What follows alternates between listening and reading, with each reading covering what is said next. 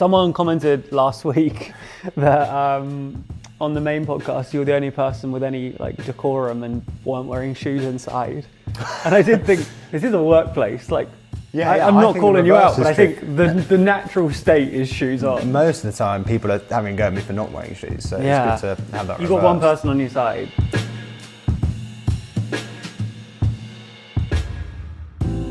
Hello and welcome to the Editorial, the podcast where we discuss Zach not wearing shoes and everything we got wrong in the last week. I'm joined this week by Zach Michaelis. Mm-hmm. Yeah, hello. Yeah. As always. Yeah, as always. I don't know what I said this week. Yeah, weird it's way every of time. doing that. How's it going? Yeah, very well actually. Last episode of the year. Not only that, we've actually done it on time. In fact, this is actually in some sense premature because, as you mentioned, well, when we were talking off camera, the last editorial was done 2 weeks ago, but we're recording this on the Monday, and the last one was recorded middle of that week. So it's only been about 12 days since the last editorial. Remarkably short. It is indeed going to be quite a short one. Imagine if it wasn't. Imagine if every single video. I know, it would be quite rude. How have we done? Pretty well, actually. Pretty well. So it's been a pretty busy week, actually. Syria and all that shenanigans has happened. A lot happens in a week. 2 weeks. Crazy. But there aren't that many videos to talk about. So I'm going to start with global. We talk a lot on this podcast. Do you mind if I just dive in? Yeah. Go for it. Cool. We always talk on this podcast about the fact that when videos do well, their like-dislike ratio naturally falls. And global has to some extent been a victim of that, of its own success, because the high view count across the board on most of the chat videos means that the like-dislike ratios have been a little bit more, there's been a bit more fluctuation in them. I think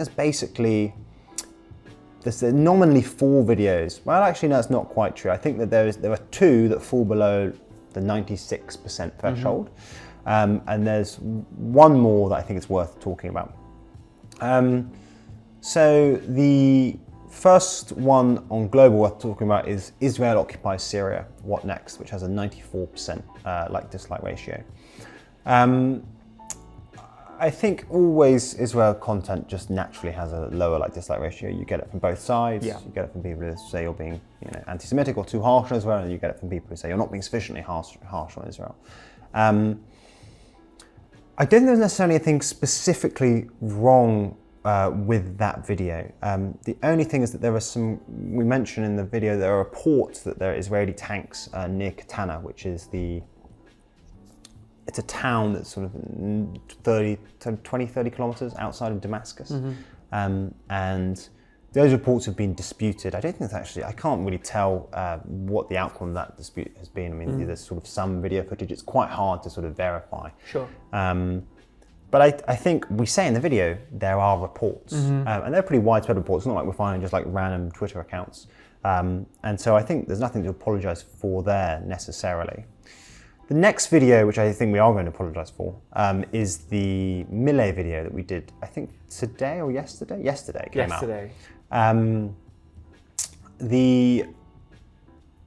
That video, it's got a 93.8 like-dislike ratio, which is low. Yeah. And it's mainly people pushing back against what I think they perceive as our sort of pro-Milei bias. I don't know if it's biased necessarily, but I think that in retrospect, both the original title, the title we changed because it's very easy to change, and the thumb are too pro-Milei. The thumb, I don't know what I was thinking. I apologise for this. I acknowledge. It's how Milei saved Argentina, and that's just too strong. I mean, it's just I honestly don't know what I was thinking. I mean, it's not true. Sure. It's too early to say that he saved Argentina, and I think in lots of respects his reforms have been, I think it's fair to say, surprisingly successful. Yeah. I think that the sort of consensus when he took office was that it probably wouldn't work, and if it did work, it would take quite a long time. Not least because if he went for anything too aggressive, sort of a too severe form of shock therapy, it would sort of incur a political reaction that he wouldn't be able to survive. And that's just not true. He's been, I think that it's the most impressive element of Milei's program has been his appeal and his approval ratings, and the fact that he's still so popular. And I think he's also made good progress, although the data is always a bit fuzzy with anything economicsy, I guess. He's made good progress on more doing what he said he'd do, which is basically balancing the Argentinian budget and balancing its current account surplus to make sure it doesn't import more than exports. But yeah, I think in lots of ways he's outperformed expectations. And I do still think that the thumb title, which is How Milei Saved Argentina, and the original title of the video, which was Can Milei's Success, again, you know what I mean? Yeah. Be replicated elsewhere, were just too pro Milei. So Sure. I do apologise for that. So acknowledge accepted, but that sort of depends on you. Do you accept my acknowledge? Yeah, so that's the only one. And then the last one is on, we did What Next for Syria's Kurds. Sure. I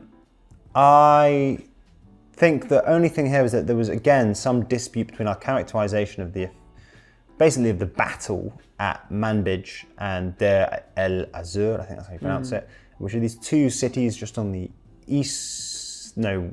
west of the Euphrates that are controlled by sort of Kurdish forces. And we said that the Turkish-backed proxies, the Syrian National Army, lost those battles when they assaulted them, or at least in the case of Manbij. Maybe that's not a fair characterization. I think, it's very hard to sort of figure out what happened there. The ultimate outcome was a sort of ceasefire overseen by the US, where both forces basically withdrew from Manbij. I think that I don't know if there's anything to apologise for there. Maybe we got that wrong. I'd have to do a bit more looking into it, to be honest with you. But I think that the ultimate outcome is that it does look like the Rojava, or the AANES, will be folded into Syria as a whole within a sort of federal structure. And that, I think we described that as one of the possible outcomes. I think in retrospect, maybe we sort of assigned too large a probability to the possibility that Rojava would declare independence. And I think we sort of underplayed the difficulties that Rojava would have if it declared independence, right? Because it would be, have an unfriendly Syrian state to the west. It would have a very unfriendly Turkish state to the north. It would have Iraq to the east. We wouldn't really be a viable state in lots of ways. That's that one. I think I don't think there's anything necessarily to apologise for, but I think in a way it was just that our analysis, we covered all the bases, but I think our sort of basic analysis that we thought there was a chance that any of these things could happen was just sort of wrong. It just turns out that we sort of presented it as, we implied that it was very possible that Rojava would become an independent state. And in retrospect, I think that was always less likely than we made it out to be. Does that make sense? Yeah, I think that makes sense. You kind of mentioned the fact that kind of even since the last video, Syria has become a major topic for us on Global, and also mentioned on Daily and elsewhere. How do you think we've done at covering it kind of on the whole so far? Because this is something that happens to us, is that sometimes a new geopolitical event, a new part of the world is kind of thrust into the news cycle, and then suddenly we have to adapt to that. So partly, how have we done that? How practically has that happened? And also, how successful do you think that's been in this instance? I think, I don't know, I don't want to pat ourselves on the back too much here, but I think we've been successful in it. I think one of the big reasons is I just think that this is so boring for anyone watching, but the internal process is just that much slicker, right? We just, we've always had that thing where we write and then we animate in the day, but we've now got a bit more flex in the system. So something, it happened on Sunday, Assad fell on Saturday, or he fled on Saturday evening. And very kindly, a big namaste to one of our writers, animators rather, Alex, was willing to work on the Sunday so that we get the video out for the Monday, and I wrote it on the Sunday. And then I think that I just think our coverage has been quite good. I think YouTube really lends itself to these sorts of topics, because I think that there's so much is of the explanation, of the explaining is helped by visuals and maps in this case. And I think we've done a good job of basically, sort of getting the graphs and the maps and what sort of shenanigans right. And the other thing I think that we've done quite nicely is with all of these very evolving situations, so much is going on that no one really knows what's going to happen. I think we've done quite a good job of doing that classic thing where we just go here are the possible outcomes. We don't know what they're going to be. As I just apologise for sort of overweighting one of those possible outcomes, but I still think that basic like framework of being like, okay, here's what's happened. Here are 2, 3, 4 possible outcomes. Is a good way of framing those like evolving stories. So I think we've done pretty. I don't know. You can tell us. Do we think we did an okay job? Let us know. Yeah, exactly. Don't be too mean though. How are the other channels doing? So then let's do EU next. EU, I think quite a few videos. Well, not actually anywhere near as many as global, but basically only one that's worth talking about. Okay. And that's why France's economy is doing better than it looks. I think the basic invitation here is this like format that we lean on quite a lot at the moment, which is like why X economy is doing better than it looks.